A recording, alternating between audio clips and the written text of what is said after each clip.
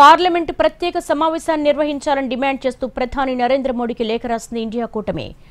Constitution క్లబ్లో సమావేశమైన India కూటమి నేతలు ఆపరేషన్ సింధూర్పై ప్రత్యేక పార్లమెంటు సమావేశాలు పెట్టాలని కోరారు.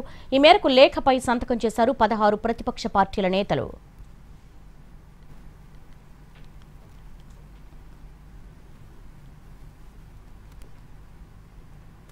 పార్లమెంటు ప్రత్యేక సమావేశాన్ని నిర్వహించాలని డిమాండ్ చేస్తూ ప్రధాని నరేంద్ర మోడీకి లేఖ రాసింది ఇండియా కూటమి. దీనికి సంబంధించి లేటెస్ట్ అప్డేట్స్ ఢిల్లీ నుంచి మా ప్రతినిధి రాజు అడిగి తెలుసుకుందాం.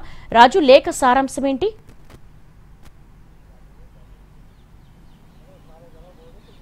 దేవి, ఏదైతే భారత్ పాక్ మధ్య నెలకొన్నటువంటి పరిస్థితులు, అంతేకాదు ఆపరేషన్ సింధూర్ తర్వాత జరిగినటువంటి పరిణామాలు, వీటన్నిటిపైన కూడా ప్రత్యేకంగా పార్లమెంటు సమావేశాలు నిర్వహించి ఒకవైపు అంటే ఎవరైతే ప్రజాప్రతినిధులుగా ఎంపీలు ఉన్నారో వాళ్ళందరికీ తెలియజేయడమే కాకుండా దేశ ప్రజలకు కూడా ఈ విషయాలన్నింటినీ కూడా తెలియజేయాలనేటువంటి డిమాండ్తో ఇండియా కూటమిలోని నేతలందరూ కూడా దాదాపు 16 పార్టీలకు సంబంధించినటువంటి ఎంపీలందరూ సంతకాలు చేసి ప్రధానమంత్రి నరేంద్ర మోడీకి లేఖ రాశారు. ఈ లేఖలో ఒకటే డిమాండ్, అంటే ఏదైతే ఆపరేషన్ సింధూర్ ఉందో ఆపరేషన్ సింధూర్కు సంబంధించినటువంటి అంశాలపైన ప్రత్యేకంగా పార్లమెంట్ సమావేశాలు నిర్వహించాలని చెప్పి వాళ్ళు డిమాండ్ చేస్తున్నారు. ఈరోజు ఢిల్లీలో ఉన్నటువంటి కాన్స్టిట్యూషన్ క్లబ్లో ప్రత్యేకంగా ఇండియా కూటమి పార్టీకి సంబంధించినటువంటి నేతలు సమావేశమయ్యారు. కాంగ్రెస్ పార్టీతో పాటు ఇతర ఇండియా కూటమి పార్టీలకు సంబంధించినటువంటి నేతలందరూ కూడా ఈ సమావేశానికి హాజరయ్యారు.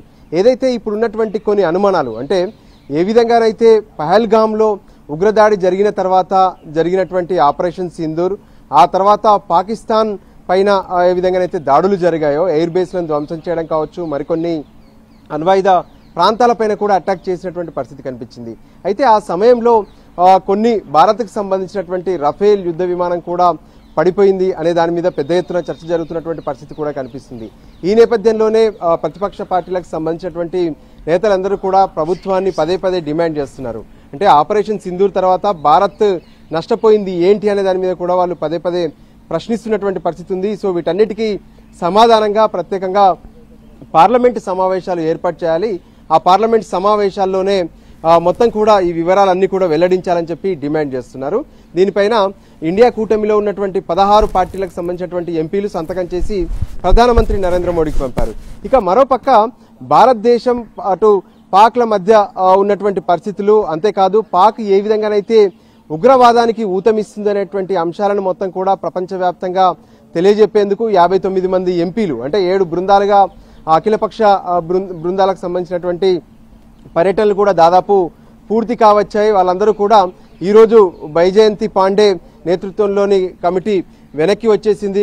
మరోవైపు ఇతర కమిటీలు కూడా వెనక్కి రాబోతున్నాయి. వాళ్ళందరూ కూడా ప్రత్యేకంగా అంటే ఏదైతే భారత్కు సంబంధించినటువంటి విషయంలో పాక్ అనుసరిస్తున్నటువంటి విధానాలు ఉగ్రవాదానికి ఊతం ఇవ్వడం వల్ల పహల్గామ్లో జరిగినటువంటి దాడి, ఆ తర్వాత ఆపరేషన్ సింధూర్ ఎందుకు చేశాము, మరోపక్క భారత్లో జరిగినటువంటి గతంలో ఉగ్రదాడులు ఏవైతే ఉన్నాయో, అంటే పార్లమెంటు పైన దాడి కావచ్చు, ఆ తర్వాత తలెత్తినటువంటి ఏదైతే ముంబై దాడులకు సంబంధించినటువంటి వ్యవహారం కావచ్చు, మరికొన్ని చోట్ల జరిగినటువంటి ప్రతి ఉగ్రదాడి వెనుక కూడా అటు పాకిస్తాన్కు సంబంధించినటువంటి ఉగ్రవాదులే ఉన్నారు. వాళ్ళందరికీ పాకిస్తాన్ అనేది ఒక శిక్షణ శిబిరంగా మారిపోయింది.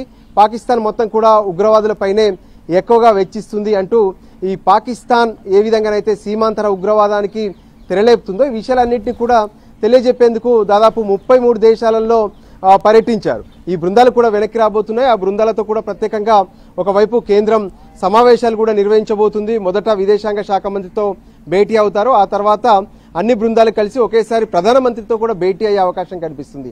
సో ఈ పరిస్థితుల్లో ఇప్పుడు ఇండియా కూటమి ఏదైతే ప్రత్యేక పార్లమెంట్ సమావేశాలకు డిమాండ్ చేస్తుంది అనేది మాత్రం ఒకవైపు అంటే బీజేపీ మాత్రం దీన్ని పూర్తిగా వ్యతిరేకిస్తుంది. ఏ విధంగానైతే ఇప్పటి వరకు అఖిలపక్ష సమావేశంలో అన్ని విషయాలను కూడా ఆపరేషన్ సింధూర్కు సంబంధించినటువంటి విషయాలను స్పష్టం చేశాము, ఇప్పుడు ప్రత్యేక పార్లమెంట్ సమావేశాలు నిర్వహించాల్సినటువంటి అవసరం కూడా లేదని చెప్పి ఒకవైపు బీజేపీ స్పష్టం చేస్తున్నటువంటి పరిస్థితుల్లో మరి ఈ ఇండియా కూటమి డిమాండ్ చేస్తున్నటువంటి ఈ లేఖ ద్వారా పీఎం నుంచి కానీ పీఎంఓ నుంచి కానీ ఎటువంటి రిప్లై వచ్చే అవకాశం ఉందో ఎదురు చూడాల్సినటువంటి అవసరం కనిపిస్తుంది.